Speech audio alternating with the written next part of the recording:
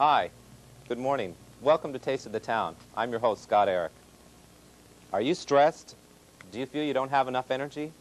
Well, today I'm going to answer a few questions on how to increase your energy level 100%. You know, living in the 90s is a bit tense, and eating isn't always the most important thing on our minds. We're going to find out just how we can have a healthy, balanced diet and a healthy alternative to what we put into our bodies. Remember, your body's a machine, and you need to take care of it. A car doesn't run without fuel, so we don't run without fuel either. I always feel I don't have enough time. By midday, energy level's gone. What can I do? Well, I've taken the plunge into a natural marketplace. I'm going to find out where I can increase this energy, healthy and natural.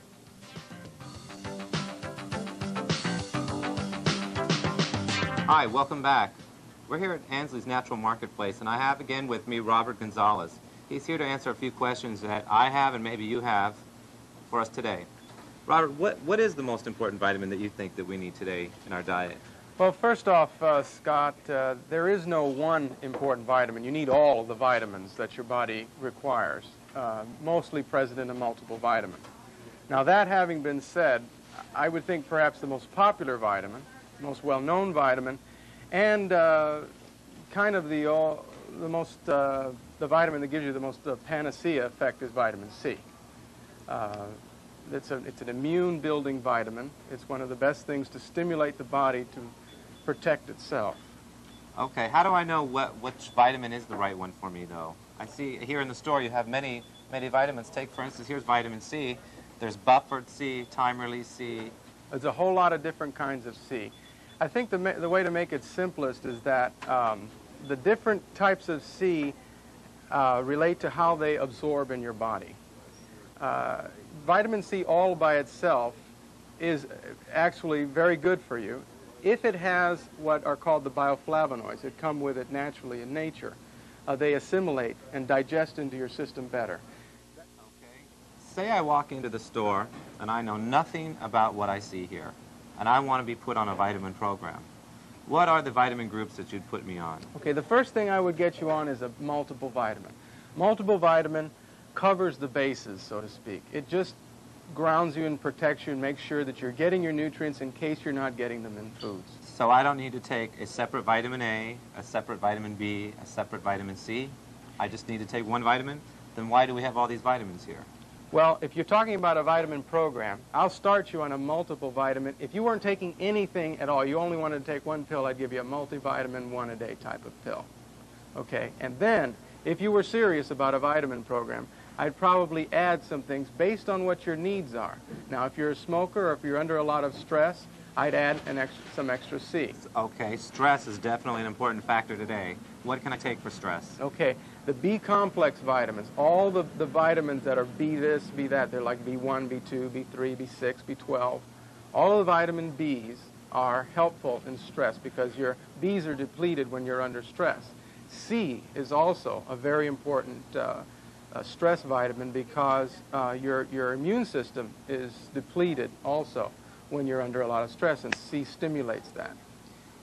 Tell me what can I eat to reinforce what I have? Say, do carrots contain vitamin A? Carrots, in fact, are a major source of vitamin A. That's, in fact, where the word beta-carotene, which is a kind of A, provitamin A, comes from.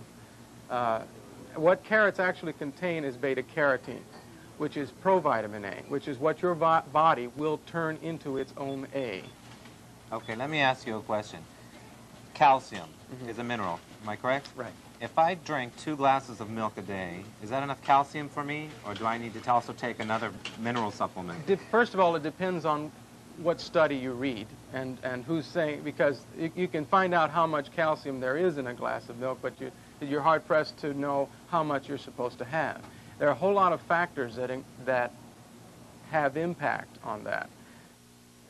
Okay, just as we go shopping for clothes and we look at the label on our clothing, is it important that I need to read all what's inside on these labels? It's fundamental, reading labels. I mean, some people come into a health food store and think that anything that they can get anything and not read the label. You must read the label because everybody is different. You need what you need and other people need what they need. How do I know Robert, that I'm actually getting a healthy, balanced diet?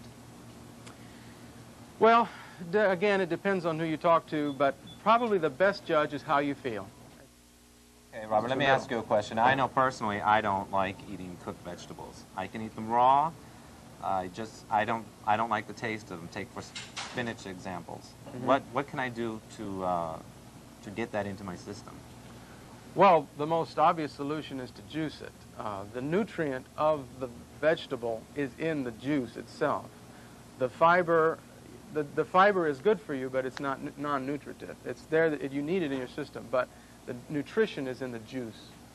So I'm getting more benefit juicing a vegetable than I am eating On it. top of the fact that you can have more juice, you can have more of that vegetable in a juice form than you can eating it raw. Now, there are benefits to eating it raw. Number one, the activity for your teeth, and number two, having the fiber in your system, which you need to clean out your colon. I have a friend that he does a lot of juicing, and he juices pounds of carrots. And I think he's going to turn orange, but is that healthy? Is that okay? It's okay. You cannot overdose on beta-carotene that comes from carrot juice.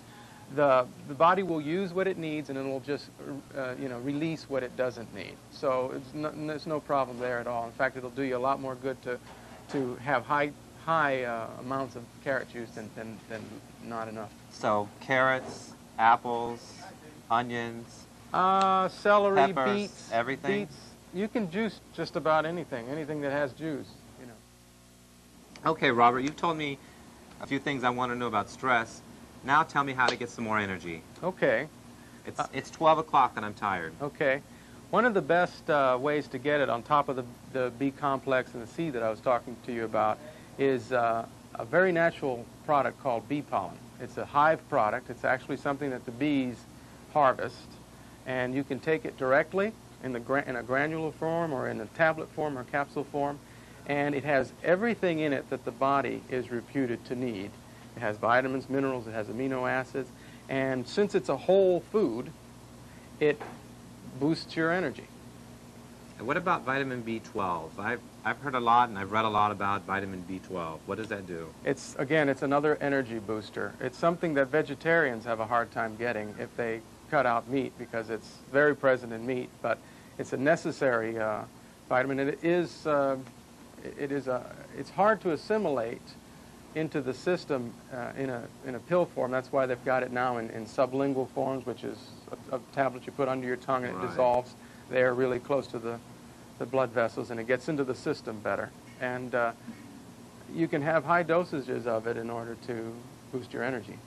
So making sure I eat properly, taking the right vitamins, is going to increase every energy level that I have? It's going to make all the difference in the world, Scott. Well, I can sure use that, and I'm sure you can use it too.